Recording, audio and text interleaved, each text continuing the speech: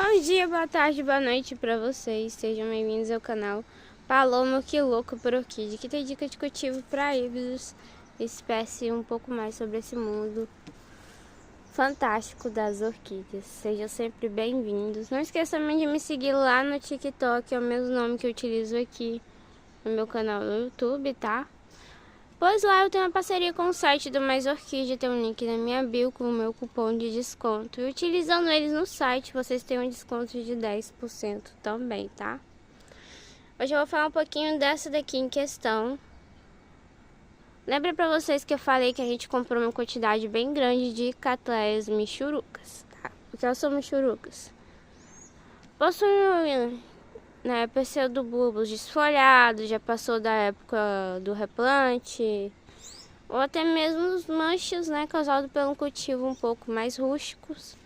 É mais sobre a aparência mesmo e o porte que não é tão grande. Essa aqui é o Bibi, também tem perfume. A floração ela é bem mista aqui, né? A gente vê detalhes bem predominantes.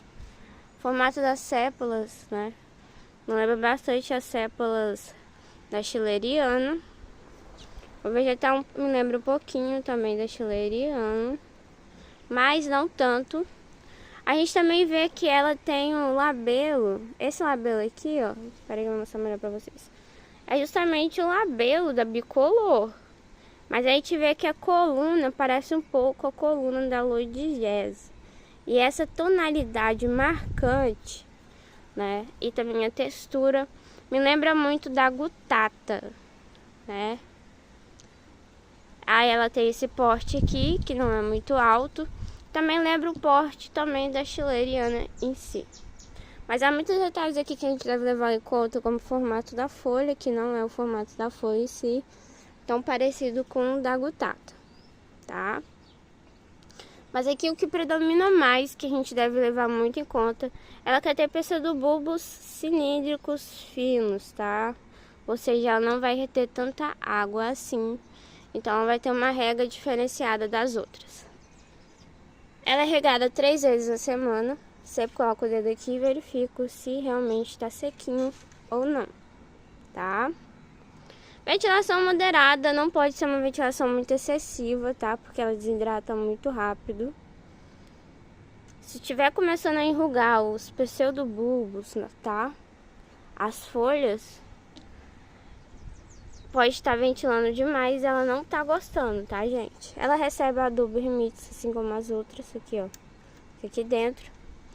Essa aqui também faz parte da característica das michurucas, tá? Que são o quê? Pequenos detalhes como esse, ó. Uma folha um pouquinho cortada aqui nas pontas. Só a aparência mesmo. Aqui é um cachepô de Sansão do Campo. E aqui dentro tem lascas de Sansão do Campo também, com casca de pinos, carvão. Tudo para ela ter uma boa drenagem. Ela fica mais ou menos em uns 70% de luminosidade. Recebe 2 horas na parte da manhã. Tá super bem, raizada aqui. Gostou bastante desse tipo de cultivo mais seco. Tem bastante planta abaixo dela, então mantém sempre a umidade relativa do ar, mais ou menos 80, 90% por aí, tá? Cuidado também para não exagerar na rega, para não apodrecer as raízes dela também. Debaixo das raízes dela a gente colocou um pouco de sagno, nada muito excessivo, optamos por um cultivo um pouco mais seco também, tá? Se vocês forem cultivar ela em um vaso de plástico e vocês não quiserem colocar em um vaso de plástico onde ele é furado nas laterais, que é aquele drenado que tem no Mais Orquídea também, recomendo que vocês tomem muito cuidado, sempre verifique o substrato se tá seco ou não para fazer essa rega, tá? Tá meio molhadinho, não regue. Ela não gosta de excessos, pois faz ela apodrecer também, tá? Outros detalhes importantes também que eu posso dizer para vocês. Muitas plantas abaixo dela para manter esse ambiente sempre úmido e proporcional e para evitar também que ela desidrate, tá?